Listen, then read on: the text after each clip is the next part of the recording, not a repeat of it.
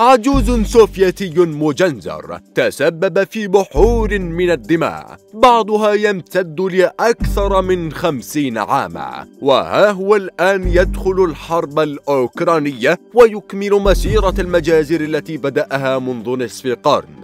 ذوي قذائفه كفيل بدب الرعب في قلوب من حوله، دقيق الإصابة ويستخدم 11 نوعا من الذخائر وعلى رأسها القذائف النووية. مدفع عملاق ضرباته كفيلة بتدمير معسكرات بأكملها. في هذا الفيديو عزيزي المشاهد نستعرض لك مراجعة تفصيلية لأضخم وأقدم أسلحة بوتين وأكثرها رعبا. مدفع جيتسنت جزار الجيوش.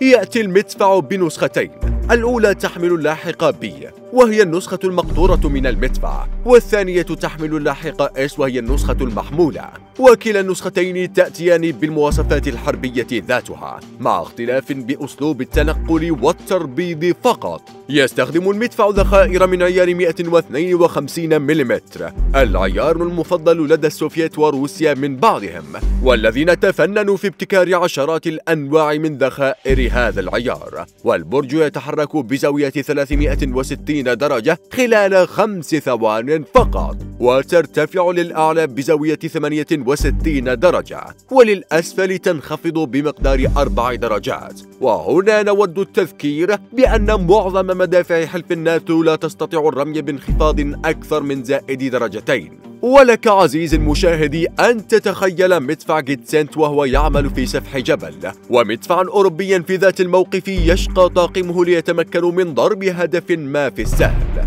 معدل الرمي يبلغ 8 إطلاقات في الدقيقة، وهو ليس رقما قياسيا لكنه من المدافع ذات المعدلات السريعة للغاية. ويمتلك جيتسنت سلاحا رشاشا مرفقا من طراز دوشكا الذي يستخدم ذخائر من عيار 12.7 ملم، ومجهز بقاعدة دوارة ونظام تسديد وإطلاق من داخل قمرة المركبة، وهو مخصص لضرب وحدات المشاة المعادية والمركبات الغير مصفحة ضمن مدى 7000 متر. ترسانة قتل متحركة. يستطيع العجوز السوفيتي إطلاق كافة الذخائر الشرقية من عيار 152، الذخائر الحربية والفراغية والانشطارية والبيولوجية والكيميائية، وحتى القذائف النووية التكتيكية والذخائر الخارقة للدروع والتحصينات، وأخرى موجهة بالليزر، وحتى القذائف الذكية التي تعتمد على تقنية أطلق وانسى، وسنتطرق لأكثرها استخداما. القذيفة الحرارية التقليدية والتي يبلغ وزنها 54.5 كيلوغرام، ولا يتجاوز مداها 42 كيلومتر، وفي حال استخدام حشوات دفع مضاعفة يمكن أن يصل مدى القذيفة إلى 42 كيلومتر. يستخدم المدفع ذخائر تكتيكية بوزن أخف وبمحركات دفع صاروخية يصل مداها إلى 70 كيلومتر، كقذيفة المدى الموسع شديدة الانفجار ذات النسف القاعدي التي يصل مداها إلى 55 كيلومتر. والنسف القاعدي باس بليد هي خاصية يتم استخدامها لزيادة مدى القذيفة بنسبة تصل إلى 40% عبر تزويد قاعدتها بمولد غاز أو شحنة نارية تسهم في خلق ضغط معاكس لضغط احتكاك القذيفة بالهواء، مما يوفر لها مدى أبعد وسرعة أعلى. قذائف كراسنبول الموجهة بالليزر، والتي تحتاج إلى مصدر إسقاط ليزري خارجي لتوجيهها، وقد كانت تستخدم للرماية المباشرة في بداية استخدام المدفع لكون مصدر الليزر أرضي ولا يستطيع تحديد أهداف خلف الموانع الطبيعية. في وقت باكر من القرن 21 بدأت روسيا بتوسيع صناعة الطائرات المسيرة، وأصبحت المسيرة مصدر الإشعاع الليزري، فأعيد استخدام قذائف كراسنبول بشكل غير مسبوق لدرجة يمكن القول إنها أصبحت الذخيرة الأساسية للمدفع، خصيصا بعد تطوير محركات صاروخية لهذه الذخائر والتي يتراوح مداها الأقصى ما بين 45 و 60 كيلومتر، وهي مسافة أيضا غير مسبوقة لذخائر مدافع الهاوتزر حول العالم التي لا تتطلب استخدام حشوات دفع مضاعفة. النسخة القاتلة جيتسنت اس.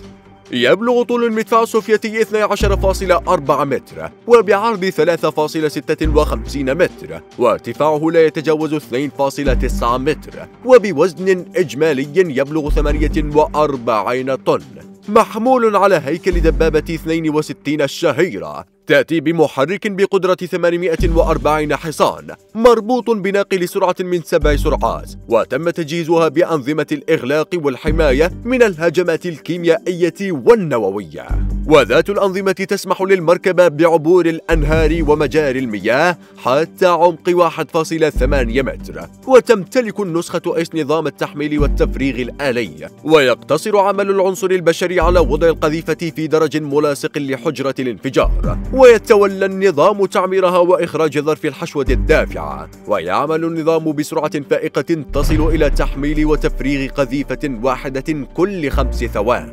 كما يملك نظام اتصالات مربوط بالأقمار الصناعية العسكرية، مما يتيح تحميل الأهداف والتعامل معها بشكل سريع للغاية. والأهم من ذلك، لا مجال أمام الأعداء للتشويش أو قطع اتصالات طاقم المدفع الذي يتألف من 5 أفراد. وهنا تتوفر بالمدفع ميزة أخرى، فبالإمكان تشغيله بواسطة فردين 2 ضابط مدفعي وسائق، وعلى مركبة مجنزرة يستطيع القتال ضمن نطاق 500 كيلومتر بسرعة تصل إلى 65 كيلومترا في الساعة على الطرق الممهدة، وبسرعة 40 كيلومتر في الساعة في المناطق شديدة الوعرة.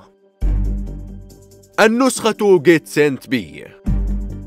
تأتي النسخة المقطورة بذات الأبعاد، إلا أن الوزن لا يتعدى 23 طن، ومزودة بنظام تحميل وتفريغ للمقذوفات نصف آلي، بإمكان أي شاحنة عسكرية سداسية الدفع جر المدفع والتنقل به، وكلما كانت الشاحنة أكبر كانت حمولة الذخائر أكثر. وتفتقر النسخة بي إلى أنظمة التهديف الإلكترونية، مما يجعل معدل الرمي فيها بطيئا نوعا ما، ونسبة الخطأ في التصوب أعلى من النسخة المحمولة. ويعيب هذه النسخة أنها تحتاج إلى وقت طويل نسبيا لتغيير موقعها، مما يجعلها أكثر عرضة للاستهداف من قبل الأعداء مقارنة بالنسخة المحمولة. الحرب الأوكرانية. أعادت الحرب الأوكرانية الروح لمدفع سوفيتي تمت إحالته للتقاعد منذ بداية الألفية الثالثة، ولأن المعركة تطلبت اعتادا لا يؤسف على تدميره لجأت روسيا لاستخدام أسلحتها القديمة. لم يدخل الهاوتزر السوفيتي الحرب الأوكرانية إلى جانب روسيا فقط، فأوكرانيا احتفظت بنحو 60 مدفعا لصالح قواتها المسلحة عقب انهيار الاتحاد السوفيتي، معظمها لا يزال في الخدمة إلى اليوم. وتشير تقارير غربية أن أوكرانيا عدلت مدافعها من عيار 152 إلى عيار 155، وذلك للتناسب مع الدعم العسكري الممنوح لها من قبل الولايات المتحدة وأوروبا، إلى جانب روسيا التي تمتلك نحو 300 مدفع جيتسنت من كلا النسختين. يعمل المدفع الذي دخل الخدمة في عام 1955 في العديد من الجيوش حول العالم، حيث تستخدم بيلاروسيا 80 مدفع، وكازاخستان 40 مدفع، والجزائر 40 مدفع، والعراق وسوريا 24 مدفع لكل منهما.